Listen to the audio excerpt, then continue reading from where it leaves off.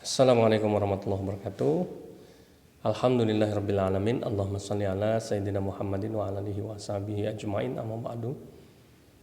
Masyarul muslimin wa zumratal mu'minin rahimakumullah. Sekarang saya ada di gedung LSK ya. Nggak jauh dari Pondok Pesantren Al Hadid, kira-kira 200 meter ya. Ngantor. Ya, jadi di sini saya sambil ngevlog ya.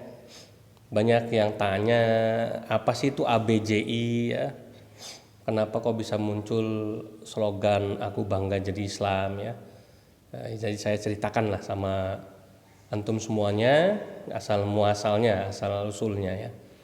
Jadi kampanye gerakan ABJI ini mulai kita dengungkan kurang lebih setahun ini ya, karena memang kita merasa perlu membangkitkan kembali semangat umat Islam untuk bangga kepada Islamnya, karena memang sudah mulai luntur. Karena banyak orang Islam yang sekarang malu menunjukkan keislamannya, bahkan malu mengakui dirinya Muslim ya.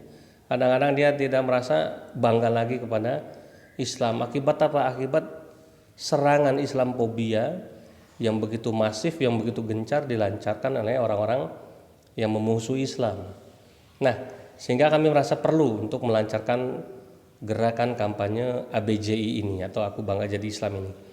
Nah, asal usulnya begini, saya kebetulan kan sering pulang kampung ya ke Jakarta, nengok mama saya masih ada mama saya di Depok ya, sehingga saya sebulan sekali paling tidak pulang untuk menjenguk beliau. Nah, saya memilih transportasi kalau pas ada rezeki, kemudian tiket murah naik pesawat ya. Nah, jadi waktu itu saya naik pesawat ke Halim ceritanya ya, dari Bandara Adi Sucipto. Kemudian dalam perjalanan di pesawat, begitu naik pesawat, sebelum take off saya memilih seat tempat duduk ya. Saya dapat yang di jendela ya. Kan biasa kalau di pesawat ada 3 seat ya tempat duduknya, yang citylink gitu ya. Ya, kemudian ada yang di jendela, ada yang di tengah, ada yang di lorong gitu ya. Nah, saya kebagian yang di jendela. Saya di pojok jendela, kemudian sebelah saya atau di tengah-tengah ini ada seorang ibu beragama, asumsi saya agamanya Nasrani karena pakai kalung salib, tidak berjilbab gitu ya. Kemudian sebelahnya yang di lorongnya ada ibu-ibu berjilbab. Nah, dari 2 ibu-ibu ini masing-masing ini beda nih tanggapannya ya melihat saya, karena kebetulan saya kemana-mana busananya seperti ini ya. Jadi saya pakai kalau bisa dilihat ya, kameranya saya turunin ya. Saya selalu pakai sarung seperti ini ya, kemana-mana sarung, baju koko ya, dan kopiah semacam ini ya. Dan ini busana sehari-hari saya. Mau kemanapun pakai sarung, baju koko, kopiah itu nggak ketinggalan intinya. Nah, si ibu yang Kristen ini agak penasaran melihat saya. Kalau yang ibu yang Muslim ini kok kayak sinis gitu melihat saya gitu ya. Mungkin aneh atau gimana gitu ya. Nah, sampailah tiba begitu pramugari selesai mendemonstrasikan peraturan penerbangan sipil gitu ya. Kemudian sebelum take off saya berdoa dulu, saya menengadahkan tangan. Saya berdoa mohon keselamatan, berdoa safar ya. Ya, seperti halnya kita kalau mau berdoa bismillahirrahmanirrahim wa mursain rabbil ghafurrahim subhanalladzi sakhkhara lana hadza wa ma kunna lahu muqrinin wa inna ila rabbina lamunqalibun sampai selesai. Nah, kemudian pesawat itu take off ceritanya. Take off ya, kemudian begitu sampai di ketinggian yang aman, biasanya lampu tanda kenakan sabuk pengaman sama dilarang merokok mati ya. Nah, di situ boleh ke toilet biasanya kan gitu ya. Nah, begitu sudah aman, saya kemudian satu lagi kebiasaan saya kemana-mana kalau bawa tas itu pasti di dalam tas saya nggak boleh ketinggalan ada mushaf Al-Quran. Maka saya buka, saya pikir kebiasaan saya sambil ngisi waktu aja daripada kemana-mana pikiran. Kalau nggak bisa tidur ya saya pasti baca Quran aja gitu ya. Saya baca Quran. Kemudian ketika saya rehat sejenak dari membaca, tiba-tiba si ibu Kristen ini memberanikan diri tanya sama saya, Pak, Anda ini ustadznya? Kemudian saya menjawab, saya ini Muslim biasa kok Bu, saya bilang ini ya. Oh enggak kok, saya amati dari tadi Bapak sebelum pesawat berangkat berdoa, tangan diangkat begini, baca Al-Quran ya, itu biasanya kan kebiasaannya ustadz, apa ini hobinya Bapak kan?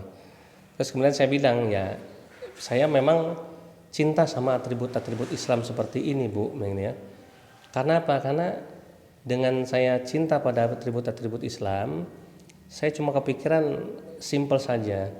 andai kata takdir dari Allah saya harus mati saat ini juga nih Bu, tapi bukan nakut-nakutin ya Bu, saya bilang ini ya.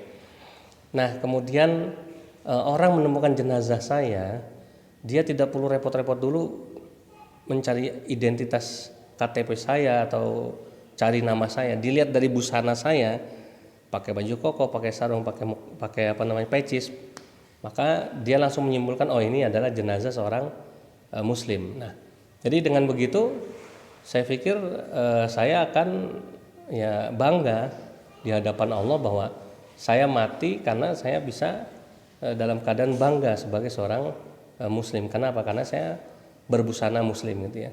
Nah, baru kemudian setelah itu mungkin orang mencari tahu siapa saya gitu ya, cari ID saya dan lain sebagainya.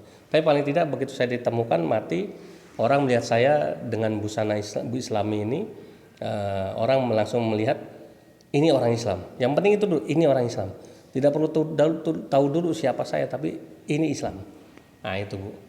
Oh begitu ya, si Ibu menganggukkan kepala. Kemudian si Ibu bilang, saya sangat menghormati Anda Pak.